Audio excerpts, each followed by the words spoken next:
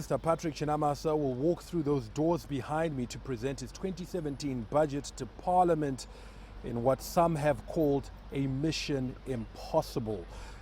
He has to find ways to stimulate economic growth at a time that revenues are shrinking. Expenditure remains high while confidence is low. Many expect him to fall back on what's become his default setting. Do the best he can on $4 billion, the country's annual resource envelope in the last 2 years, but eventually borrow domestically to make up the deficit. It's a desperate plan which could scuttle the country's efforts to win back financial aid from international money lenders. We need assistance from the international community to get us out of the hole that we're in until we get the fiscal deficit right. This is what nobody talks about it. It's the elephant in the room. Last year it was $1 billion. It was 22% of the total budget.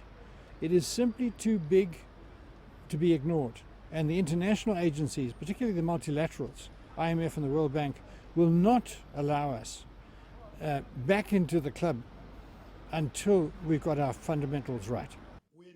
Chinamasa is expected to update on the country's debt resolution strategy, whose success hinges on cutting expenditure, crucially on labor. This year, wages ate up 95% of revenue.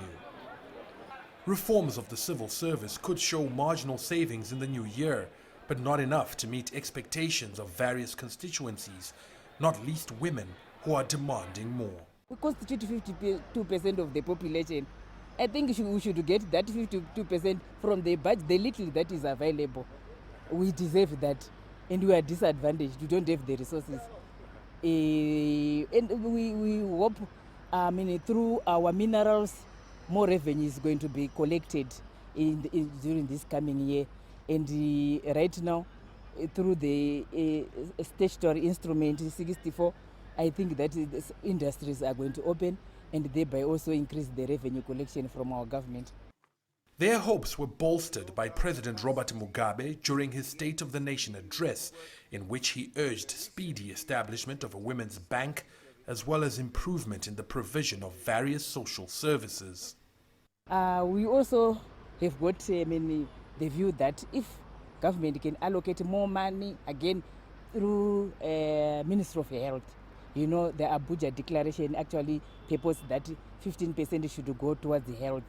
I also think of a Ministry of Water, climate change, where the drilling of bore, the rural people, they benefit much if water is collected nearer to them, because they spend most of their time walking long distances. Lastly, I think there is need for to have a look at our sanitary way. It's a lengthy wish list, and not the only one the finance minister will have on his desk. He has his work cut out for him, trying to juggle the demands against limited resources. Farai Mwakutuya, CCTV, Harare, Zimbabwe.